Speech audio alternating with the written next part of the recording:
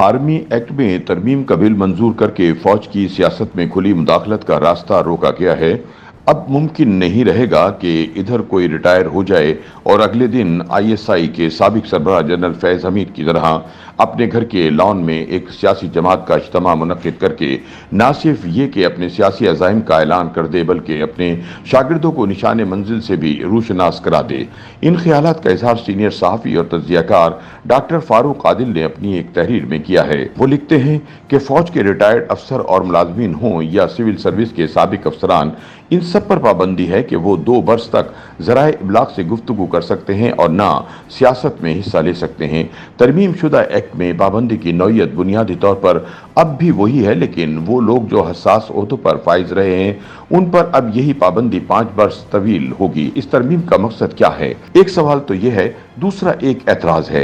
एतराज यह है कि इस कानून की मंजूरी में जल्दबाजी से काम लिया गया है। यह एतराज 2 निहायत काबिल एहतराम सेनेटर साहिबान की तरफ से सामने आया। इनमें एक सेनेटर रजा रब्बानी हैं और दूसरे जमात इस्लामी के सेनेटर मुश्ताक अहमद खान हैं। अब सवाल पैदा होता है कि आर्मी एक्ट में ये तरमीम जिसकी मुखालफत इतने संजीदा सियासतदान कर रहे हैं, क्या वाकई बहले नज़र है और क्या ऐसी कानून साजी नहीं होनी चाहिए थी? डॉक्टर फारूक आदिल कहते हैं कि पार्लियामान में कानून साजी का मामला यकीनन बहुत हसास और गैर मामूली होता है। कभी हालात ऐसे होते हैं कि ऐवान निहायत इत्मीनान से बल्कि सुस्त रफ्तारी के साथ कानून साजी करता है और कभी सूरत हाल मुख्तलिफ होती है। इसमें कोई शुबा नहीं है कि 9 मई के वाक़यात के बाद से मुल्क एक हंगामी सूरत हाल से गुजर रहा है। नहीं भूलना चाहिए कि 9 मई के हंगामों और कानून शिकनी के वाक़यात को इमरान खान की माजरत ख्वाही करने वाले दानिशवरों ने इनकलाब से ताबीर किया था और रियासत को मंशूर दिया था कि वो इसके सामने सर झुका दे। अब ये अलग बहस है कि इनकलाब की तारीफ क्या है और क्या 9 मई जैसे वाक़यात को इनकलाब का नाम दिया जा सकता है कि नहीं। हकीकत में ये एक मुनज़्ज़म साजिश थी जिसमें बाज़ निहायत अहम और हसास मनासिब पर फाइज अफराद भी शरीक थे, जिसका मकसद एक ऐसी बगावत था जिसके जरिए दिफाई इदारों को ज़ेर करने के बाद रियासत पर कब्जा करना था। इस साजिश के ताने बाने बहुत दूर तक जाते हैं। जब इस साजिश की तफसीलात से पर्दा उठेगा तो इसके साथ ही आर्मी एक्ट में की जाने वाली तरमीम की हिकमत और फौरी ज़रूरत भी सामने आ जाएगी।